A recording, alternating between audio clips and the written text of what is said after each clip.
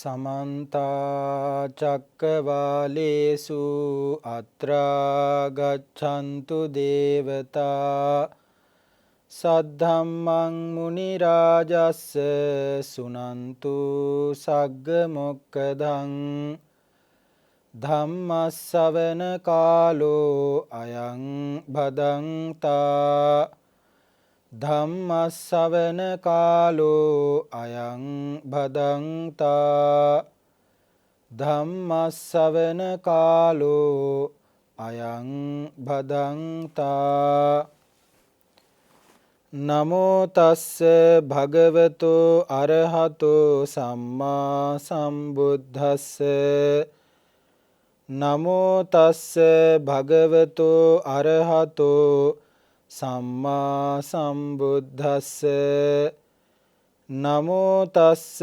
භගවතෝ අරහතෝ සම්මා සම්බුද්දස්ස යතවාරී වහා පුරා පරිපූර්ණන්ති සාගරං ඒවමේව ඊතෝ දින්නම් පේතානං උපකප්පතිති.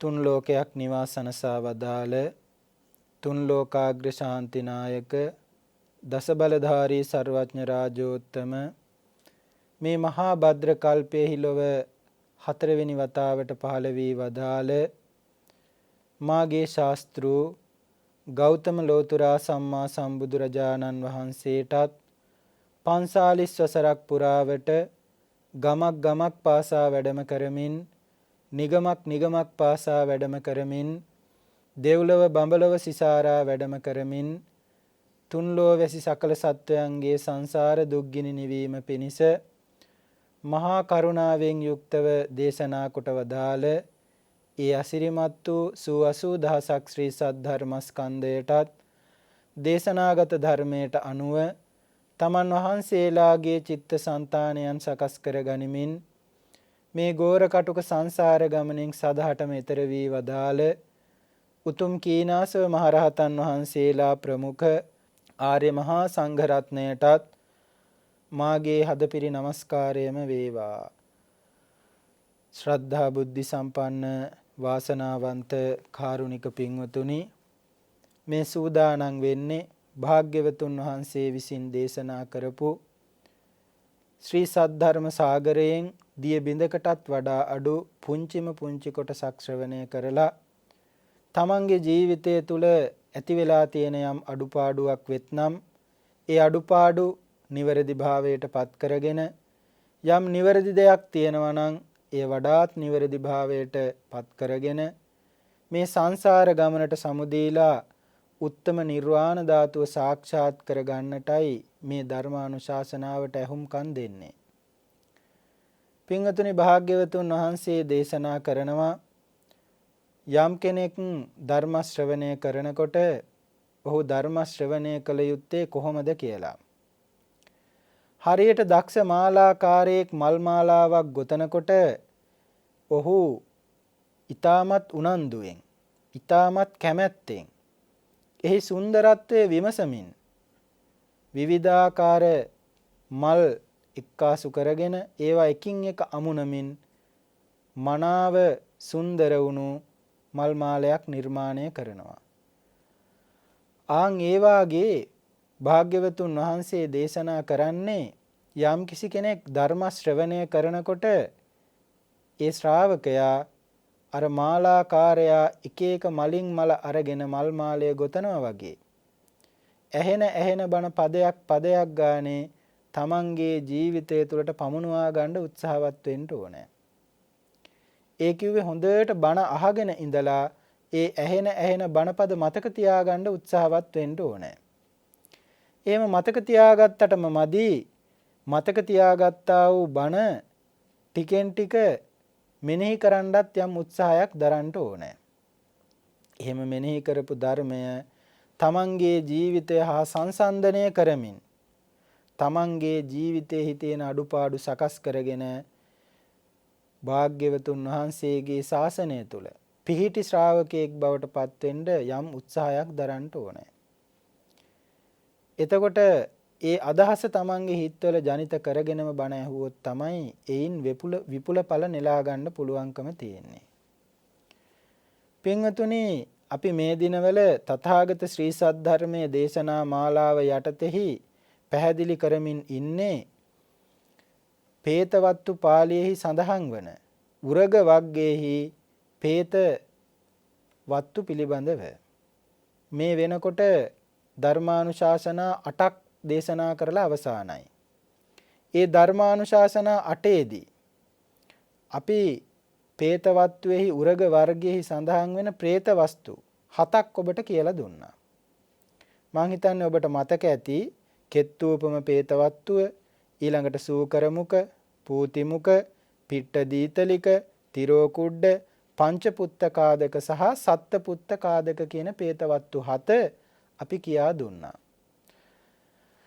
ඒ පිළිබඳව මේ පින්වතුන් මේ වෙනකොට යම් දැනුවත් භාවයකින් පසු වෙන බව අපි දන්නවා. එතකොට අද දවසේදී අපිට පැහැදිලි කරන්නට තියෙන්නේ 8 වෙනි പ്രേත වස්තුව. ඒ තමයි ගෝණ പ്രേත වස්තුව. මේ ගෝණ പ്രേත වස්තුවේහි භාග්‍යවතුන් වහන්සේ പ്രേත ලෝකයේ පිළිබඳව සඳහන් කරලා නැහැ. නමුත් പ്രേතයන්ට පින් අනුමෝදන් කළ හැකි බව භාග්‍යවතුන් වහන්සේ දේශනා කරලා තියෙන නිසා මේ പ്രേත වස්තුව මේ උරග වර්ගයට ඇතුළත් වෙලා තියෙනවා.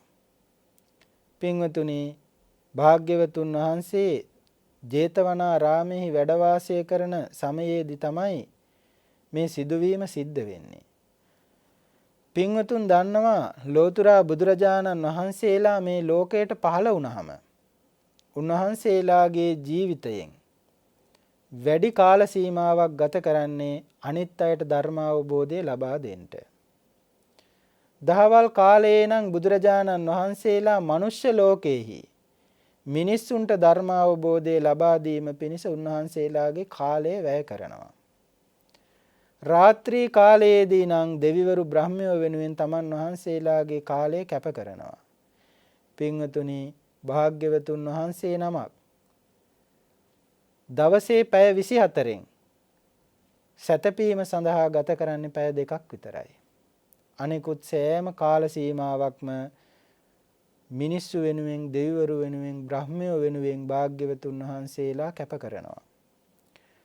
පින්වතුනි, සවැත් නුවර ආසන්නයේහි වාසය කළ එක්තරා කෙළඹි පුත්‍රයෙක්. මේ කෙළඹි පුත්‍රයාගේ පියතුමා මරණයටපත් වුණා.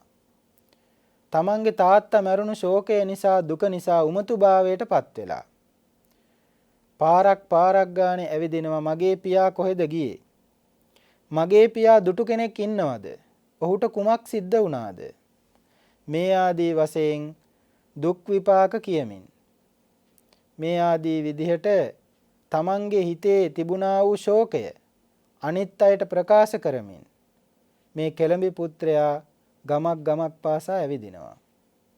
මිනිස්සු කල්පනා කළා තාත්තා මැරුණු නිසා දුකටපත් වෙලා. මොහුට කරුණ පැහැදිලි කරලා දීලා වැඩක් නැහැ. හැමදෙනාම මග අරිනවා.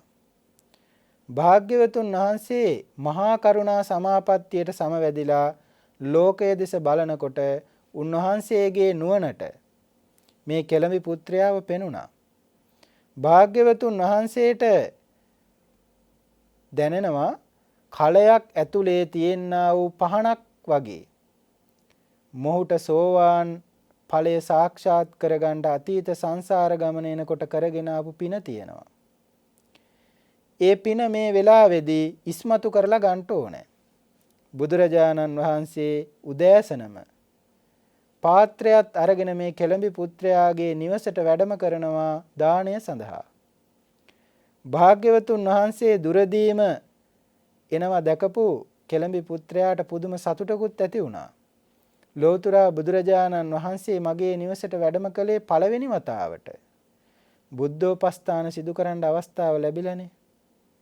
භාග්‍යවතුන් වහන්සේට වන්දනා කරලා බුදුරජාණන් වහන්සේගේ පාත්‍රයට දාණය පූජා කරලා වළඳන්ඩ සුදුසු පරිදි අවශ්‍ය කරන්නා වූ උපස්ථාන කරනවා.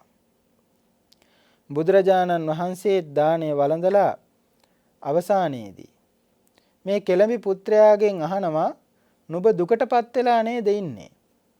නුඹ ශෝක කරනව නේද? කුමන කාරණාවක් නිසා දුකින් ශෝකයෙන් පසු වෙනවද කියලා ඇහුවා. ඒ වෙලාවේදී කෙළඹි පුත්‍රයා සඳහන් කරනවා ස්වාමීනි භාග්‍යවතුන් වහන්සේ මගේ ආදරණීය පියතුමා මීට ටික දවසකට කලින් මරණයටපත් වුණා. මගේ පියතුමා මරණයටපත් වුණු ශෝකය නිසායි මම මේ වෙලාවේදී දුකින් පසු වෙන්නේ. ස්වාමීනි ආහාර ගන්න හිතෙන්නේ නැහැ. වතුර ටිකක් පානය කරන්න හිතෙන්නේ නැහැ. ස්වාමීනි කිසිම කටයුත්තක මගේ හිත අලවා වාසය කරන්න හිතෙන්නේ නැහැ. භාග්‍යවතුන් වහන්සේ මගේ තාත්තා නිතරම මට සිහි වෙනවා. පින්වතුනි කල්පනා කරන්න වර්තමාන ලෝකයේ දිහාවට අවධානය යොමු කරලා මේක සාමාන්‍ය සිදුවීමක්. සාමාන්‍යයෙන් අපේ අම්මා තාත්තා මරණයටපත් වුණාම අම්මට තාත්තට බොහොම ආදරයෙන් හිටපු දරුවෙකුට නම් මේ වගේ දුකක් ඇති වෙන්න පුළුවන්. අම්මා තාත්තට නම් තමන්ගේ දරුවෙක් හදිසියේ මරණයටපත් වුණොත් මේ දුක අනිවාර්යයෙන්ම ඇති වෙනවා. අපේ සමීපතමයන් වෙන් වුණාට පස්සේ ධර්මය අපේ ජීවිතයට මනාව ළඟා කරගෙන නැත්තම් අපේ හිත තුළ දුක ශෝකය කියන කාරණාවන් ඇති වෙන එක ස්වාභාවිකයි. පෘථග්ජනව වාසය කරන්නා වූ සියලු දෙනාටම වගේ අංශු මාත්‍රීය හෝ දුකක් ඇති වෙනවා තමන් සමග එක්ව ඉඳලා වෙන් වෙලා යන අය පිළිබඳව සිහිපත් වෙනකොට. මේ කෙළඹි පුත්‍රයාටත් ඒ දුක ඒ විදිහටම ඇති වුණා. ලෝතර බුදුරජාණන් වහන්සේට ප්‍රකාශ කළායින් පස්සේ තමන්ගේ තාත්තා ගැන දුක් වෙනවා කියලා. භාග්‍යවතුන් වහන්සේ විමසනවා හරි පුදුම ප්‍රශ්නයක්. කෙළඹි පුත්‍රය නුඹ දුක් වෙන්නේ ශෝක කරන්නේ නුඹේ කුමන තාත්තා ගැනද? මේ ජීවිතේ තාත්තා ගැනද? පෙර ජීවිතේ තාත්තා ගැනද? එහෙමත් නැත්නම් ආත්ම භව 10කට කලින් 20කට කලින් 100කට කලින් හිටපු තාත්තා ගැනද? මේක ඇහෙනකොටම කෙළඹි පුත්‍රයාට හරි අමුත්තක් දැනුණා. බලාපොරොත්තු වුණේ භාග්‍යවතුන් වහන්සේගෙන් වෙන වචනයක් Tamanට අහන්න ලැබෙයි කියලා. නමුත් බුදුරජාණන් වහන්සේ ඊට වඩා හාත්පසින්ම වෙනස් පිළිතුරක් තමයි ලබා දුන්නේ. කෙළඹි පුත්‍රයාට ඒ වෙලාවේදී කල්පනා වෙනවා එහෙනම් මීට පෙරත් තාත්තලා ඉඳලා මැරිලා ගිහිල්ලා තියෙනවා. මට එහෙනම් මේ සංසාර ගමන එක තාත්තා කෙනෙක් විතරක් නෙමෙයි ඉඳි හිටියේ. බොහෝ තාත්තලා ඉඳලා තියෙනවා. ටිකක් දුක තුනී වුණා. ඒ වෙලාවේදී භාග්‍යවතුන් වහන්සේ දැනගත්තා මේ කෙළඹි පුත්‍රයාගේ හිත මේ වෙනකොට යම් පමණකට ශෝකය දුරු වෙලයි තියෙන්නේ. ඒ නිසා චතුරාර්ය සත්‍ය ධර්මයේ දේශනා කරන්න ඕන කියලා තාත්තාගේ මරණය හේතු කරගෙනම මේ පුද්ගලයාට භාග්‍යවතුන් වහන්සේ අනිත්‍ය ප්‍රතිසංයුක්ත දේශනාවක් සිදු කරනවා. කෙළඹි පුත්‍රයා හොඳට ඇහුම්කන් දුන්නා මෙනෙහි කළා සංසාර ගමන පිළිබඳව තේරුම් ගියා. උතුම් චතුරාර්ය සත්‍ය ධර්මය අවබෝධ කරගත්ත සෝවාන් ඵලලාභියෙක් බවට පත් වුණා. භාග්‍යවතුන් වහන්සේ මේ සිදුවීම අවසානයේදී දෙව්රම් වෙහෙරට වැඩම කරනවා. දෙව්රම් වෙහෙර වැඩ වාසය කරපු අනෙකුත් භික්ෂූන් වහන්සේලා ධම් සභාවේදී මේ කාරණාව සාකච්ඡාවට ගන්නවා. ලෝතර බුදුරජාණන් වහන්සේ පුදුමාකාර දක්ෂතාවයකින් යුක්ත ශ්‍රේෂ්ඨ ශාස්ත්‍රූවරයෙක්. අපේ බුදුරජාණන් වහන්සේ අර තාත්තා මැරිලා බොහෝ සෙයින් දුකටපත් වෙලා හිටපු කෙළඹි පුත්‍රයාට ධර්මකාරණා පැහැදිලි කරලා ඔහු සෝවාන් ඵලලාභියෙක් බවට පත් කළා. භාග්‍යවතුන් වහන්සේගේ දේශනා කෞශල්‍ය නම් කොයිතරම් මනරම්ද? භික්ෂුන් වහන්සේලා මෙහෙම කතිකා වෙනවා. භාග්‍යවතුන් වහන්සේ ගන්ධ කුටියේ ඉඳලා භික්ෂුන් වහන්සේලා ධර්ම සාකච්ඡාවෙහි නිරත වෙන ස්ථානයට වැඩම කරනවා. භාග්‍යවතුන් වහන්සේලාගේ සිරිතක් තියෙනවා. යම් ස්ථානයකට වැඩිහම එතන සාකච්ඡාවෙහි නිරත වුණේ භික්ෂූන් වහන්සේලා නම් උන්වහන්සේලාගෙන් විමසනවා මම මේ ස්ථානයට පැමිණෙන්න පෙර ඔබ වහන්සේලා කවර කාරණාවක්ද සාකච්ඡා කරමින් හිටියේ? අපේ බුදුරජාණන් වහන්සේත් ඒ විදිහටම එතන වැඩ වාසය කරපු භික්ෂූන් වහන්සේලාගෙන් මේ පැන විමසුවා. භික්ෂූන් වහන්සේලා පිළිතුරු ලබා දෙනවා ස්වාමීනි භාග්‍යවතුන් වහන්සේ දවස් ගාණක් සති ගාණක් තමන්ගේ පියා මරණයට පත් වුණු ශෝකය නිසා හඬමින් හිටපු ශෝක කරමින් හිටපු අර කෙළඹි පුත්‍රයාට භාග්‍යවතුන් වහන්සේ ධර්මයේ දේශනා කරලා ඔහුව සෝවාන් ඵලෙහි පිහිටෙව්වා.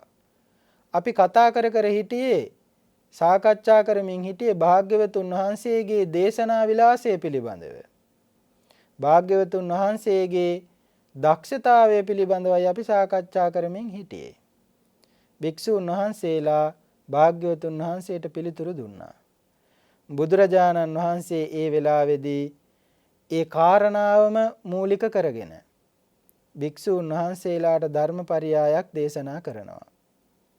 මහණෙනි, ඔය කෙළඹි පුත්‍රයාගේ දුක ශෝකය සංසිඳෙව්වේ භාග්‍යවතුන් වහන්සේ නමක් බවට පත්තුණු මේ ආත්ම භවයේදී විතරක් නෙවෙයි. මම මේ සංසාර ගමන එනකොට පාරමිතාවන් සම්පූර්ණ කරනකොට පෘථග්ජන සත්වයෙක් හැටියට ඉන්නකොටත් ඔය කෙළඹි පුත්‍රයා සමග එක්ව වාසය කරන කාලයේදී මගේ සමීපතමයෙක් හැටියට ඉපදිලා ඉන්න බොහෝ ආත්ම භවයන් වලදී ඔහුගේ දුක ශෝකය සංසිඳෙව්වා මම කියලා භාග්‍යවතුන් වහන්සේ වදාලා. බුදුරජාණන් වහන්සේ පෙර ආත්ම භවයක් පිළිබඳව සිහිපත් කරමින් භික්ෂූන් වහන්සේලාට පැහැදිලි කරනවා මහණෙනි, මීට ආත්ම භව ගානකට ඉහතදී මේ ජම්බු ද්වීපයේ තිබුණා බරණැස් නුවර කියලා නුවරක්. මේ නුවර එක්තරා ගෘහපතියෙකුගේ පියා මරණයට පත් වුණා. මේ පියා මරණයට පත් වුණාට පස්සේ ඔහු බොහෝම ශෝක කරනවා, දුකටපත් වෙනවා, අඬනවා, වැළපෙනවා. පියා මරණයට පත් වුණු ශෝකය නිසා කන්නේ බොන්නේ නැහැ. කිසිම වැඩක් සිදු කරන්නේ නැහැ. අඬමින් වැළපෙමින් ශෝක කරමින් මුළු දවසම ගෙවා දමනවා. මේ ගෘහපතියට හිටියා මහණෙනි පුතෙක්. මේ පුතාගේ නම සුජාත. මේ සුජාතත් තමන්ගේ පියතුමා මේ සිදු කරන කාර්යය දිහා බලාගෙන ඉන්නවා. අවුරුද්දක් දෙකක් නෙමෙයි, අවුරුදු 3-4ක් නෙමෙයි, අවුරුදු 10ක් 12ක් ගත වෙලත් තමන්ගේ පියතුමා තමන්ගේ සීයා මරණයට පත් වුණු දුකෙන් ශෝකයෙන් තාමත් කිසිම කටයුත්තක නිරත වෙන්නේ නැතුව කාලය ගෙවා දමනවා. තමන්ගේ සීයාගේ ඇටකටු ටික පොළොවේ මිහිදන් කරලා ඒ මත සෑයක් ගොඩනගලා ඒ සෑය වටා පැදකුණු කරමින් පියාගේ ගුණ ගයමින් පියා පිළිබඳව සිහිපත් කරමින් හඬමින් වැළපෙමින් ඉන්න මේ තාත්තා ගැන සුජාත පුත්‍රයාට පුදුමාකාර අනුකම්පාවක් ඇති වුණා. තාත්තට කරුණු පැහැදිලි කරන්න විදිහක් නැහැ. මම කියන දේ තාත්තා පිළිගන්න එකක් නැහැ. සාමාන්‍යයෙන් මේ සමාජයේ විදිහ ඒකනේ. සාමාන්‍යයෙන් පුතෙක් යම්කිසි අවවාදයක් තාත්තා කෙනෙකුට දුන්නොත් එහෙම තාත්තා ඒක පිළිගන්නවා අඩුයි. සමහර පියවරු ඉන්නවා තමන්ගේ පුතාද දුවද තමන්ට වඩා බාල කෙනෙක්ද ඒවා කිසිම දෙයක් හොයන්නේ නැහැ. ඒ අවවාදයේ දිහාවට තමන්ගේ අවධානය යොමු කරලා අඩුපාඩුවක් තියෙනවා නම් සකස් කරගන්න අයත් ඉන්නවා. නමුත් බහුතරයක් පියවරු තමන්ගේ දරුවන්ට කන් දෙනවා අඩුයි. තමන්ගේ දරුවෝ යහපත් දෙයක් කිව්වත් ඒක එකවරම පිළිගන්න කැමති නැහැ. මේ බරණැස් නුවර වාසය කරපු සුජාත පුත්‍රයාගේ පියතුමත් ඒ වගේ කෙනෙක් වෙන්න ඇති. සුජාත පුත්‍රයා කල්පනා කළා තාත්තට මේක පැහැදිලි කරන්න ඕන යම්කිසි උපායක් යොදාගෙන. පුත්‍රයාට සිහිපත් වුණා තමන්ගේ ගෙදර ඇති කරපු මෑතකදී මරණයට පත් වුණු ගොනෙක් පිළිබඳව. ගොනා මරණයට පත් වුණු තැනට ගිහිල්ලා තමන්ගේ යාළුවොත් සමග එකතු වෙලා මේ ගොනාගේ මලකඳ ගෙනල්ලා තමන්ගේ නිවස ඉදිරිපිට තියාගත්තා. නිවස ඉදිරිපිට මේ ගොනාව තියලා ගොනාගේ ළඟට ගිහින් දානවා නිල් පාට තනකොළ. ගොනාගේ ළඟින් තියෙනවා වතුර.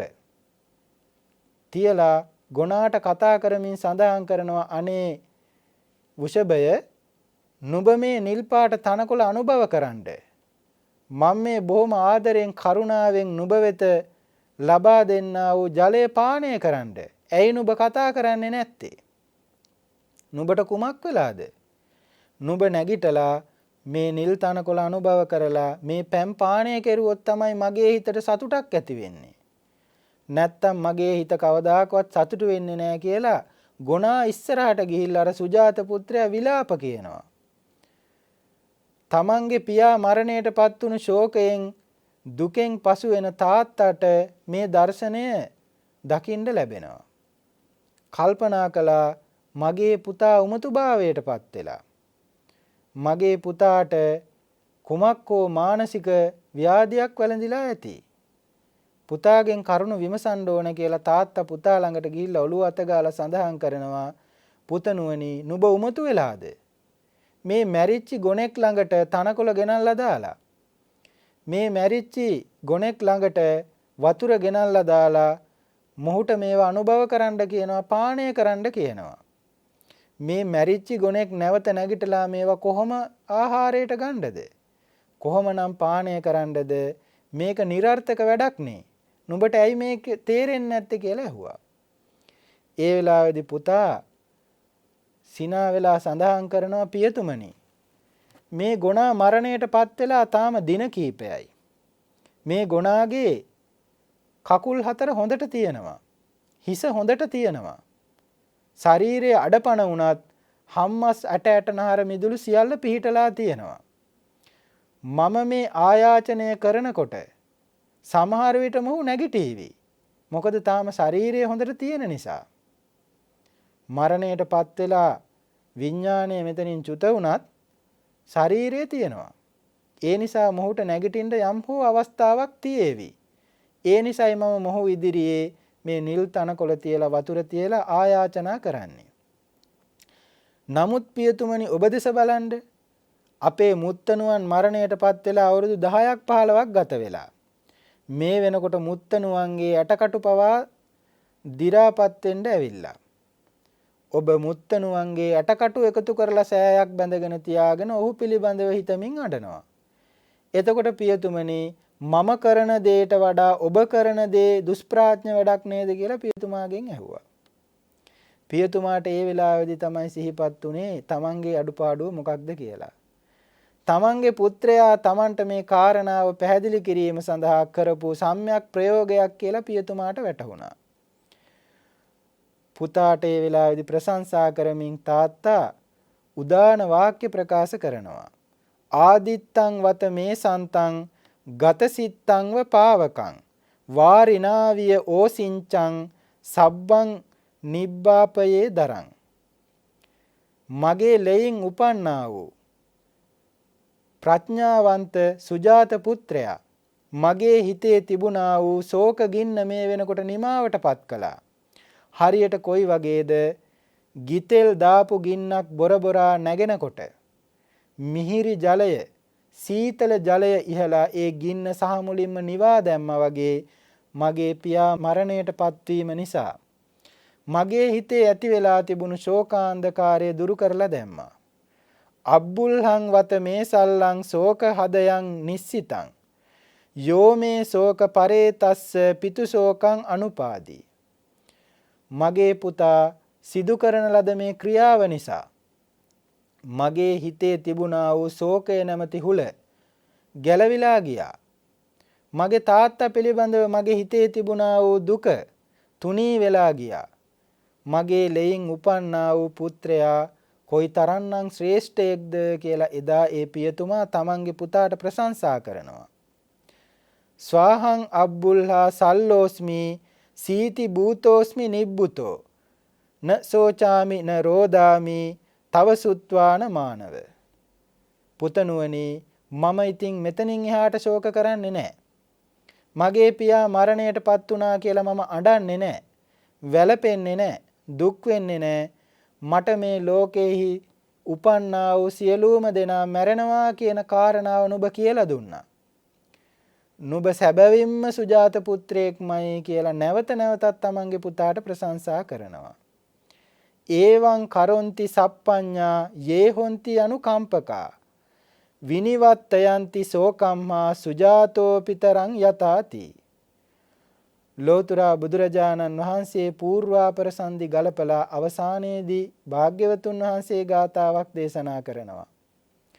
මහණෙනි, එදා මේ සුජාත පුත්‍රයා බවට පත් වෙලා හිටියේ අද දවසේදී සම්බුදු රජාණන් වහන්සේ නමක් හැටියට බුද්ධ රාජ්‍ය ලබාගත්තු මම එදා මගේ පියතුමා හැටියට ඒ සුජාත පුත්‍රයාගේ පියතුමා හැටියට වාසය කළේ අද දවසේදී මම උදෑසන කාලයේදී වැඩම කරලා තමන්ගේ පියා මරණයට පත්වීමේ ශෝකයෙන් දුකටපත් වෙලා හිටපු සංසිඳවලා නිර්වාණ ධාතුවට පාර පෙන්නපු ඒ කෙළඹි පුත්‍රයා තමයි එදා මගේ පියතුමා වෙලා හිටියේ. එතකොට සුජාත පුත්‍රයා බවට පත් වෙලා හිටියේ භාග්‍යවතුන් වහන්සේ. උදෑසන කාලයේදී සෝවන් ඵලය සාක්ෂාත් කරගත්තු ඒ කෙළඹි පුත්‍රයා තමයි පෙර ආත්ම භවයකදී ඒ සුජාත පුත්‍රයාගේ පියතුමා බවට පත් වෙලා හිටියේ. බුදුරජාණන් වහන්සේ දේශනා කරනවා එදා සුජාත පුත්‍රයා සම්‍යක් ප්‍රයෝගයක් සිදු කරලා තමන්ගේ පියතුමන්ගේ ශෝකය සංසිඳෙව්වා වගේ අද භාග්‍යවතුන් වහන්සේ හැටියට මම ඒ කෙළඹි පුත්‍රයාගේ දුක සංසිඳෙව්වා. ඒ වගේම යම් කිසි කෙනෙක් ප්‍රඥාවන්තයි නම් නුවණ තියෙනවා නම් කෙනෙක් මරුණට පස්සේ දුක් වෙන්නේ නැහැ, ශෝක කරන්නේ නැහැ, අඬන්නේ නැහැ. ඒ මරණයට පත්වෙච්ච පුද්ගලයාට කිසිදු ප්‍රයෝජනයක් අඬන්නා වූ පුද්ගලයා නිසා ලැබෙන්නේ නැහැ. දුක් වීමෙන් ශෝක කිරීමෙන් ශෝක කරන දුක් වෙන පුද්ගලයාට අනර්ථයක් වෙනවා මිසක් අර්ථයක් නම් සිද්ධ වෙන්නේ නැහැ. ඒ නිසා මේ සුජාත පුත්‍රයා සිදු කරපු ප්‍රඥාවන්ත ක්‍රියාව වගේ අනෙක් අයත් ප්‍රඥාවන්තව හැසිරෙනවා නම් ඊටමත් ඉක්මනින් නිවන් දකින්න පුළුවන් කියලා භාග්‍යවතුන් වහන්සේ වදාලා. පින්වතුනි, එදා ඒ සුජාත පුත්‍රයාත් ඒ වගේම ඒ පියතුමත් මරණින් මත්තේ සුගතිගාමී ලෝකයක උප්පත්තිය ලැබුවා කියලා භාග්‍යවතුන් වහන්සේ අනුශාසනාව සිදු කරනවා.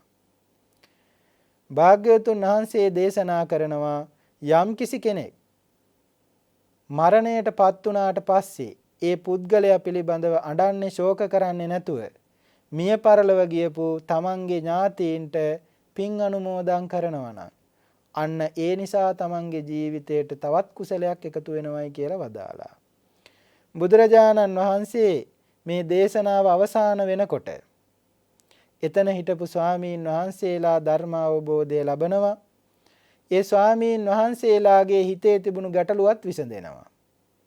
භාග්‍යවතුන් වහන්සේ දේශනා කරපු මේ අනුශාසනාව නිසා එදා භික්ෂූන් වහන්සේලා මගඵල ලැබුවා වගේම ඉන් අනතුරුව ස්වාමීන් වහන්සේලා නිවන් පුරයට වැඩම කළා වගේම මිහිඳු මහරහතන් වහන්සේ ලංකාද්වීපයට වැඩම කරලා ඒ പ്രേත වස්තු දේශනාවන් සිදු කරනකොට මේ ලංකාද්වීපය තුල වාසය කරපු බොහෝ දෙනත් අකුසලයෙන් අත මිදලා උතුම් නිවන් පුරයට පිවිසියා. එතකොට මේ පින්වතුනුත් කල්පනා කරන්න ඕනේ කවුරු හරි මරණයට පත් වුණාට පස්සේ අඬන්නේ දුක් වෙන්නේ ශෝක කරන්නේ නැතුව ප්‍රඥාවෙන් එය වටහාගෙන මරණය කියන්නේ ලොව සියලු දෙනාට පොදු වූ ධර්මතාවයක්. අනිත්‍ය ලක්ෂණය කියන්නේ සාර්වකාලික පොදු වූ ධර්මතාවයක්. ඒ නිසා මේ ලෝකයේ සියලු දේවල් අනිත්‍යයි දුක්ඛයි අනාත්මයි කියන ත්‍රිලක්ෂණය තමන්ගේ මනසින් වටහාගෙන මේ ජීවිතය තුලදීම උතුම් නිවනින් සැනසෙන්න උත්සාහවත් වෙන්න ඕනේ. එතකොට අපි අද දවසේදී මේ පින්වතුන්ට මෙතෙක් වෙලා දේශනා කළේ උරග වර්ගය තුල සඳහන් වෙන 8 වෙනි പ്രേත වස්තුව, ගෝණ പ്രേත වස්තුව.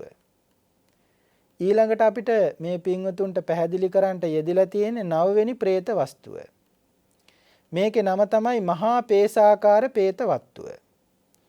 ලෝතුරා බුදුරජාණන් වහන්සේ සවැත් නුවර ජේතවනාරාමෙහි වැඩ වාසය කරනකොටම තමයි මේ අනුශාසනාවත් සිදු කරන්නේ. මේ പ്രേත වස්තුවට මහා පේසාකාර പ്രേත වස්තුව කියන නම ලැබිලා තියෙන්නේ. පේසාකාර ගම්මානයක වාසය කරපු ස්ත්‍රියක් බොහෝ සෙයින් අකුසල් සිදු කරගෙන പ്രേත ලෝකෙහි උපන්න නිසා බුදුරජාණන් වහන්සේ ළඟ ප්‍රවෘජා භූමියට පත් වෙලා භාග්‍යවතුන් වහන්සේගෙන් කමඨහන් ලබාගෙන භික්ෂූන් වහන්සේලා 12 නමක් වැඩම කරනවා ගොදුරු ගම්මානයකට. මේ ගොදුරු ගම්මානයේහි වාසය කරන්නේ පේසාකාරයෝ 11 දෙනෙක්. ඒ කියන්නේ රෙදි මහණ අය 11 දෙනෙක් තමයි වාසය කරන්නේ. ස්වාමීන් වහන්සේලා 12 නමයි භික්ෂූන් වහන්සේලා ස්වාමීන් වහන්සේලා 12 නමයි ඒ වගේම පේසාකාරයෝ 11 දෙනයි. මේ ස්වාමීන් වහන්සේලා පහුවදා ගමට පිඬුසිඟා වැඩියා. පේසාකාරයෝ 11 දෙනාගෙන් ප්‍රධාන පේසාකාරයා භික්ෂූන් වහන්සේලා පිළිබඳව පුදුමාකාර පැහැදීමකින් යුක්තව ස්වාමීන් වහන්සේලාට දානය පූජා කරනවා. ප්‍රධාන පේසාකාරයාගේ නායකත්වයේ යටතේ අනුශාසනා ලබන අනෙකුත් සියලු දෙනා තමන්ගේ නායකයා අනුව යමින් තමන් සතුව තියෙනා වූ දාන්‍ය පූජා කරනවා. භික්ෂූන් වහන්සේලාට දානය පූජා කළායින් අනතුරුව ස්වාමීන් වහන්සේලාගෙන් විමසනවා. භාග්‍යවතුන් වහන්සේගේ ශ්‍රාවක මහා සංඝ රත්නය ඔබ වහන්සේලා කොයි වගේ ස්ථානවලද වැඩ වාසය කරන්න කියලා ඇහුවා. ස්වාමීන් වහන්සේලා ලබා දෙන පිළිතුර තමයි අපි සුවසේ වාසය කරන්න සුදුසු තැනක් මුණ ගැහුණොත් ඒ ස්ථානයේ නතර වෙනවා කියලා කිව්වා. ප්‍රධාන පේසාකාරයට වැටහුණා මේ භික්ෂූන් වහන්සේලා ප්‍රත්‍ය පහසුකම් සුවසේ ලබා ගන්න පුළුවන් නම් තමන්ගේ භාවනා කටයුතු වලට පහසුවෙන් යුක්තව නැඹුරු වෙන්න සුදුසු ස්ථානයක් තියෙනවා නම් ඒ ස්ථාන ඇසුරු කරගෙන තමයි වාසය කරන්නේ. අපේ මේ ගම්මානය ඒ ස්වාමීන් වහන්සේලාට වැඩ වාසය කරන්න සුදුසු තැනක්. ඒ නිසා මේ භික්ෂූන් වහන්සේලාට වස් කාලය පුරාවටම මෙහි වැඩ වාසය කරන්න කියලා ආරාධනා කරන්න ඕන කියලා ප්‍රධාන පේසකාරයා තීරණය කළා.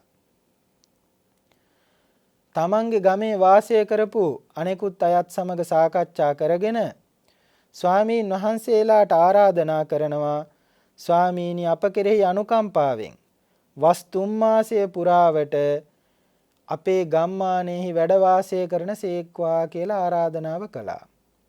භික්ෂූන් වහන්සේලා මේ ආරාධනාව කරුණාවෙන් යුක්තව බාරගත්තා. ප්‍රධාන පේසකාරයා තමන්ගේ අතවැසි පිරිසට සඳහන් කරනවා ස්වාමීන් වහන්සේලා 12 නමක් වැඩ ඉන්නවනේ. ස්වාමීන් වහන්සේලා දෙනමකට මම මේ වස් 3 මාසය පුරාවටම උපස්ථාන කරන්න බාර ගන්නවා.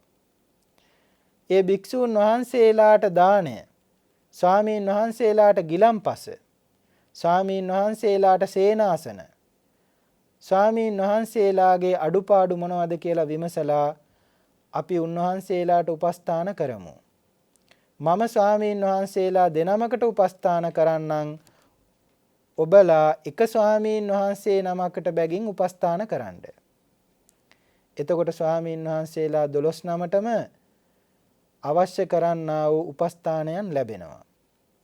මාස 3 පුරාවටම ප්‍රධාන පේසකාරයාත් ඔහුගේ ගම්මානයෙහි වාසය කරපු අනෙකුත් සියලු දෙනාත් භික්ෂූන් වහන්සේලාට උපස්ථාන කරනවා, දානය පූජා කරනවා, ගිලම්පස පූජා කරනවා, සේනාසන පිරිසිදු කරලා දෙනවා, අඩුපාඩු විමසනවා, ජලය ගෙනල්ලා දෙනවා.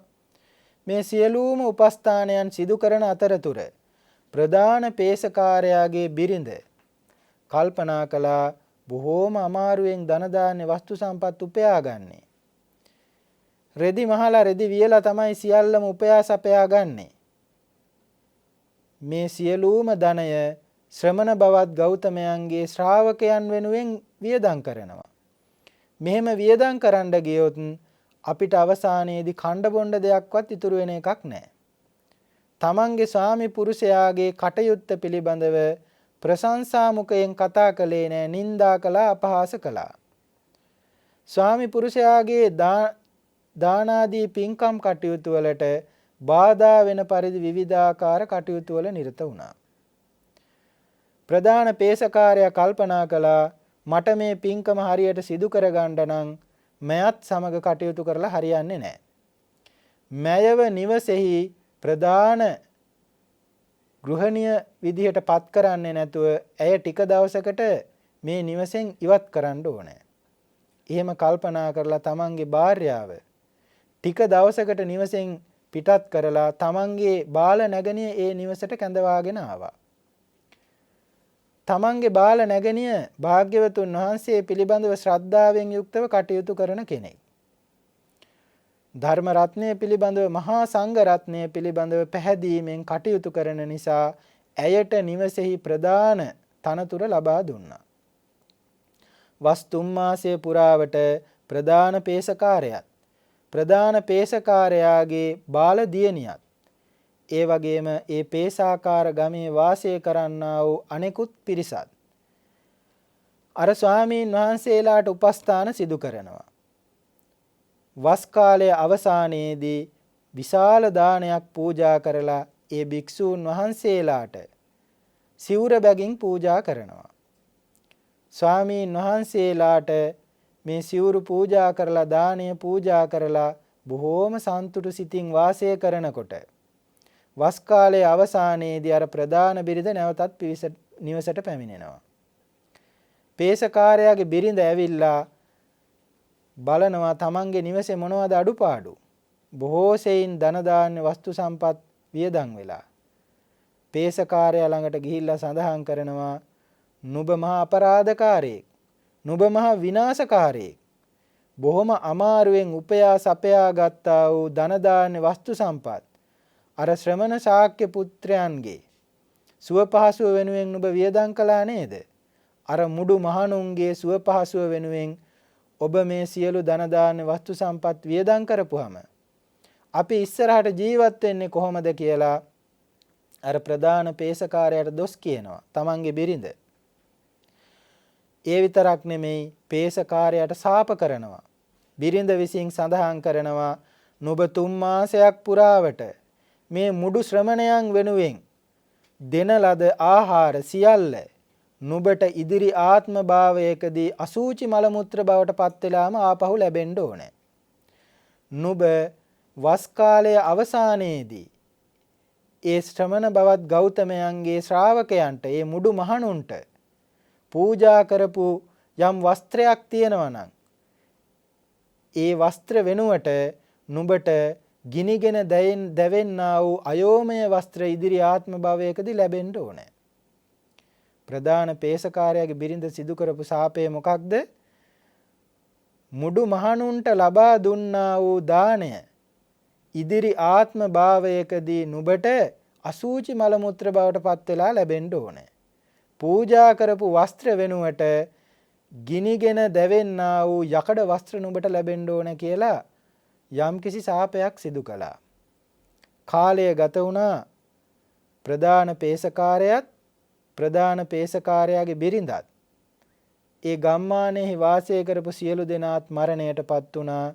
ඒ අය අතරින් ප්‍රධාන පේසකාරයාත් ඒ වගේම අනෙකුත් පේසකාරයෝ කීප දෙනාත් ඒ අයගේ බිරින්දෑවරුත් සුගතියෙහි උප්පත්තිය ලැබුවා.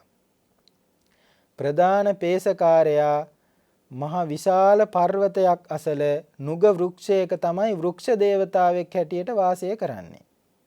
ප්‍රධාන පේසකාරයාගේ බිරිඳ ඒ අසලම තියෙනා වූ අඳුරු ස්ථානයක බොහෝම දුකසේ පීඩා විඳිමින් කුසගින්නේ වාසය කරනවා. එතකොට ප්‍රධාන පේසකාරයා විශාල නුග වෘක්ෂයක වෘක්ෂ දේවතාවෙක් බවට පත් වෙලා මහේශාක්‍ය දේවතාවෙක්.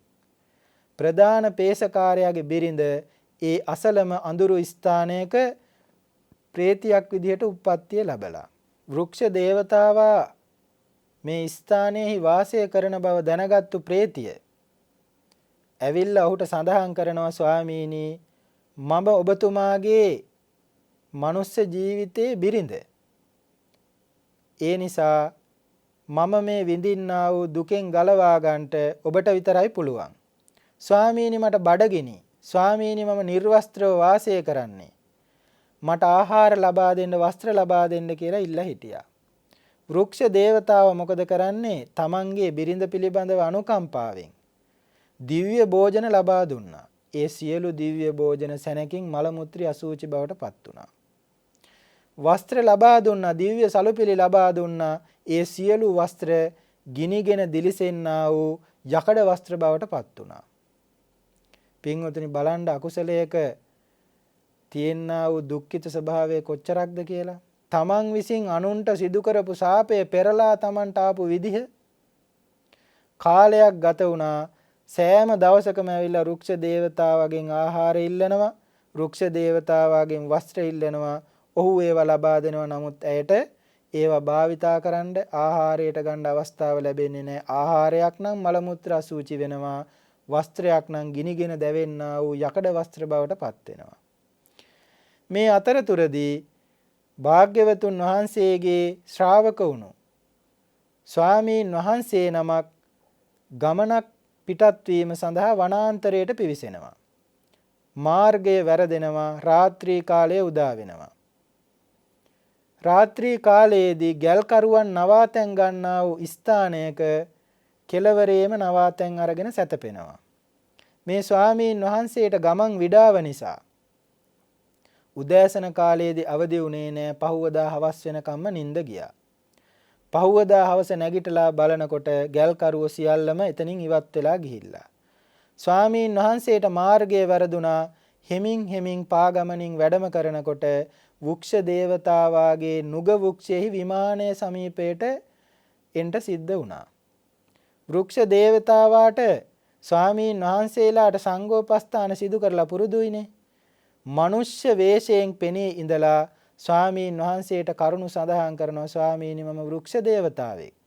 ඔබ වහන්සේ මගේ විමානය ළඟට ඇවිල්ලා ස්වාමීනි වඩින්න මගේ විමානයට කියලා අසුන් පනවලා උන්වහන්සේට පාදෝවණය කිරීම සඳහා අවශ්‍ය කරන්නා වූ දේ ලබා දීලා පාදයන් වල තියෙනා වූ වේදනාව අඩු වෙන්න විවිධ බෙහෙත් වර්ග ලබා දීලා උන්වහන්සේ සමග පිළිසඳර කතාවෙහි නිරත වෙනවා. මේ අතරතුර අර ප්‍රේතිය නැවතත් පැමිණියා. ඇවිල්ලා වෘක්ෂ දේවතාවාගෙන් ආහාර ඉල්ලනවා, වස්ත්‍ර ඉල්ලනවා. ඔහු දිව්‍ය ආහාර, දිව්‍ය වස්ත්‍ර ලබා දෙනකොට ආහාර වර්ග සියල්ල මල මුත්‍රි අසුචි බවට පත් වෙනවා. වස්ත්‍ර ගිනිගෙන දැවෙන්නා වූ යකඩ වස්ත්‍ර බවට පත් වෙනවා.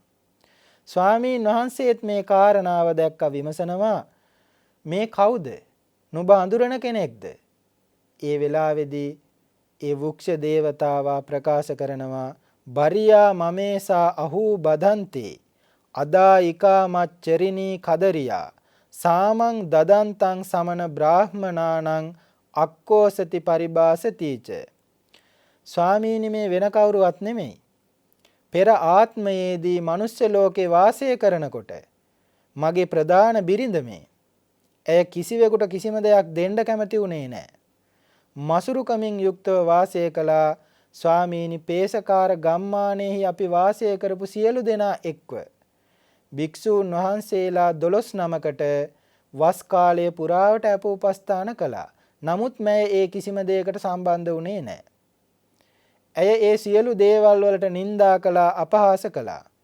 වස් කාලයේ අවසානයේදී ඒ භික්ෂූන් වහන්සේලා අරමුණු කරගෙන අපි පූජා කරපු දාණය පෙරලා අපිට අසුචි මල මුත්‍ර බවට පත් වේවා කියලා මම සාප කළා. ඒ විතරක් නෙමෙයි මම එදා සාප කරනවා මට මම භික්ෂූන් වහන්සේලාට පූජා කරපු වස්ත්‍ර මතු භවයකදී පෙරලා මට යකඩ වස්ත්‍ර බවට පත් වේවා කියලා. ස්වාමීනි දැන් මේ සියලු සාපයන් මට වැදුනේ නැහැ. ඒ සියලුම සාපයන් පෙරලා ඇයටම පටිසන්ධීලා තියෙනවා. ඇය මගෙන් ආහාර ඉල්ලන්නේ බොහෝ කාලයක් තිස්සේ. ඇය මගෙන් වස්ත්‍ර ඉල්ලන්නේ බොහෝ කාලයක් තිස්සේ. මම ආහාර ලබා දෙනවා. ඒ සියල්ල මල මුත්‍ර අසුචි බවට පත් වෙනවා. වස්ත්‍ර දුන්නාම ගිනිගෙන දැවෙන්නා වූ අයෝමය වස්ත්‍ර බවට පත් වෙනවා. ස්වාමීනි මෑට පිහිට වෙන්න ක්‍රමයක් තියෙනවද? මෑව මේ දුකෙන් මුදවා ගන්න ක්‍රමයක් තියෙනවද කියලා ඇහුවා. ඒ වෙලාවේදී ස්වාමීන් වහන්සේ දේශනා කළා දෙවිය එක පිළියමක් තියෙනවා. ලෝතුරා බුදුරජාණන් වහන්සේට හරි භාග්‍යවතුන් වහන්සේගේ මහා සංඝ රත්නයට හරි එහෙමත් නැත්නම් එක භික්ෂූන් වහන්සේ නමකට හරි ආහාර පාන වර්ග පූජා කරලා වස්ත්‍ර පූජා කරලා ඒ පින මෑට අනුමෝදන් කරන්න. එතකොට ඇය යම් පමණකට හෝ සුවපත් භාවයට පත්වේවි කියලා දේශනා කරනකොට වෘක්ෂ දේවතාවා බොහෝම සන්තෝෂ භාවයට පත් වුණා. කල්පනා කළා මේ මොහොතේදීම මේ පින්කම සිදු කරලා මේ ප්‍රේතියට පින් අනුමෝදන් කරන්න ඕනේ. ස්වාමීන් වහන්සේට දිව්‍ය භෝජන පූජා කරනවා. ස්වාමීන් වහන්සේට දිව්‍ය සලුපිලි පූජා කරනවා. ප්‍රණීත ආහාර පාන ස්වාමීන් වහන්සේට පූජා කරපු පිනත් දිව්‍ය සලුපිලි ස්වාමීන් වහන්සේට පූජා කරපු පිනත් ඒ මොහොතේදීම අර ප්‍රේතියට අනුමෝදන් කරනවා. ඒ ප්‍රේතියට අනුමෝදන් කරලා ප්‍රේතියගේ ජීවිතයේ සුවපත් භාවයට පත් වුණාද කියලා විමසනකොට සැබවින්ම ඒ ප්‍රේතිය මේ වෙනකොට කුසගින්නෙන් අත මිදිලා පිපාසයෙන් අත මිදිලා ශරීර සෝභාමත් භාවයට පත් වෙලා නග්නව හිටපු ඒ ප්‍රේතියට ආහාර පාන ලැබිලා වස්ත්‍ර ලැබිලා දැන් බොහොම සුන්දර දිව්‍යාංගනාවක් වගේ විලාසයෙන් වාසය කරනවා.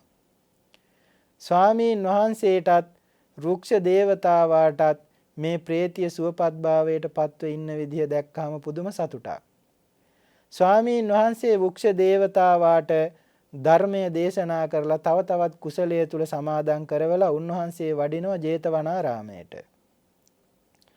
භාග්‍යවතුන් වහන්සේ ඉදිරියේදී මේ ස්වාමීන් වහන්සේ සිදුවුණු සියලුම විස්තරය පැහැදිලි කළා.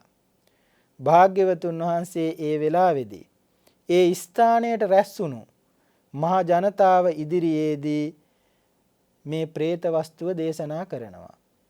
ප්‍රධාන පේසකාරයාගේ බිරිඳ ශ්‍රද්ධාව නැතිකම නිසා දුන්නා වූ දානයන්ට ගැරහීම නිසා ඒ දානෙහි කුසලයේ අනුමෝදන් නොවීම නිසා പ്രേත ලෝකෙහි ගිහිල්ලා දුක් විඳින ආකාරය පිළිබඳව ජනතාවට පැහැදිලි කරපු නිසා පේසකාරයෙකුගේ බිරිඳක් මූලික කරගෙන මේ සිදුවීම සිද්ධ වුණු නිසා මහා පේසාකාර වස්තුව හැටියට මේ പ്രേත වස්තුව භාග්‍යවතුන් වහන්සේ නම් කරනවා.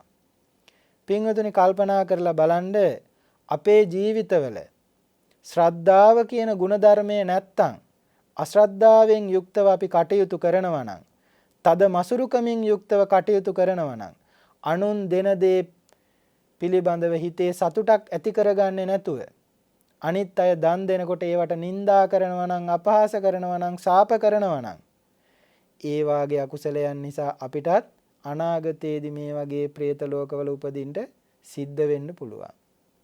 ඒ නිසා ඔබ හිතන්න කල්පනා කරන්න කවුරු හරි දානයක් පූජා කරනවා නම් ඒ පිළිබඳව තමන්ගේ හිතේ ශ්‍රද්ධාවක් සතුටක් උපදවා ගන්න. මසුරු බව තියෙනවා නම් ඊර්ෂ්‍යාව තියෙනවා නම් කුහකකම තියෙනවා නම් ඒවා ඊටමත් ඉක්මනින් අයින් කරගන්න. දාන ආදී චේතනාවන් හිත තුල සමෘද්ධ කරගන්න සීලය ආරක්ෂා කරන්න තමන්ගේ හිත තුල ගුණධර්මයන්ම පුරුදු පුහුණු කරන්න. මේ ජීවිතය තුලදී සතුටින් වාසය කරන්න පරලොව සුගතිගාමී වෙන්න නිවන් දකින්නේ සියලු කාරණාවන් සුචරිතෙහි හැසිරීමෙහි ලැබෙන්නා වූ කුසල ශක්තියින් ඒකාන්ත වශයෙන්ම හේතු උපනිශ්‍රේ වෙනවා. ඉතින් ඔබට අද දවසේදී මා පැහැදිලි කළේ මහා පේසාකාර പ്രേත වස්තුව. ඒක තමයි පේතවත්තු පාළියේහි උරග වර්ගයේහි සඳහන් වෙන 9 වෙනි പ്രേත වස්තුව. අපි මේ වෙනකොට പ്രേත වස්තු 9ක් පැහැදිලි කළා. මේ പ്രേත වස්තු 9 පිළිබඳවම වැඩිදුර තොරතුරු දැනගන්න කුද්දක නිකායේ පේතවත්තු පාළියත් ඒ වගේම ඒ සම්බන්ධ අට කතාවත් කියවා බලන්න පුළුවන්. പ്രേත වස්තු වර්ණනාව නමින් විවිධ ග්‍රන්ථයෝ ස්වාමීන් වහන්සේලා රචනා කරලා තියෙනවා. ඒ ග්‍රන්ථයොත් පරිශීලනය කරලා പ്രേත වස්තුව පිළිබඳව මනා දැනුමක් ඇති කරගෙන പ്രേත ලෝකෙහි උප්පත්තිය ලබන්න හේතු වෙන්නා වූ අකුසල ධර්මයන් මේ වෙනකොට තමන්ගේ ජීවිතය තුළ තියෙනවා නම් ඒ සියලු අකුසල ධර්මයන් දුරු කරගෙන කුසලයට තමන්ගේ හිත නතු කරගෙන මේ ගෞතම බුද්ධ ශාසනය තුලදීම මේ මිනිස් ජීවිතය තුලදීම උත්තම චතුරාර්ය සත්‍ය ධර්ම අවබෝධයෙන් සැනසෙන්න මේ සියලු පුණ්‍ය සංස්කාර ධර්මයෝ හේතු වාසනා වේවා කියලා අපි සාදු කියලා ප්‍රාර්ථනා කරමු. අද දවසේදී අපි ධර්මානුශාසනා පැවැත්වීමෙන් ඔබ ධර්ම ශ්‍රවණය කිරීමෙන් උපදවාගත්තු මේ අප්‍රමාණ පුණ්‍ය සංස්කාර ධර්මයෝ මාව හදා වඩා පෝෂණය කරපු ආදරණීය දෙමව්පියන්ට සම්බුද්ධ ශාසනය තුල පිරිසිදු බ්‍රහ්මචර්යාව ගත කරන්ට අවවාද උපදෙස් දෙන ගුරු දේවෝත්තම ලොකු ස්වාමීන් වහන්සේලාට අප නමින් මිය පරලොව යන්ට යෙදුණු සියලුම සංසාරගත ඥාතීන්ට අනන්ත සක්වල වාසී සියලු දෙවියන්ට රටවාසී ලෝවාසී තුන් ලෝවාසී අනන්ත සක්වල වැසි සියලු සත්වයන්ට මේ ගෝර කටුක සංසාර ගමනෙන් අත මිදී ලබන උතුම් චතුරාර්ය සත්‍ය ධර්ම අවබෝධයෙන් නිවි සැනසෙන්නට මේ සියලු පුණ්‍ය සංස්කාර ධර්මයෝ හේතු වාසනා වේවා කියලා අපි සාදු කියලා ප්‍රාර්ථනා කරමු. ආකාසට්ටා ච භුම්මට්ටා දේවා නාග මහිද්దికා පුඤ්ඤන්තං අනුමෝදිත්වා චිරං රක්ඛන්තු ශාසනං. ආකාසට්ටා ච භුම්මට්ටා දේවා නාග මහිද්దికා පුඤ්ඤන්තං අනුමෝදිත්වා චිරං රක්ඛන්තු දේශනං. ආකාසට්ටා ච භුම්මට්ටා දේවා නාග මහිද්దికා පුඤ්ඤන්තං අනුමෝදිත්වා චිරං රක්ඛන්තු මං පරන්ති.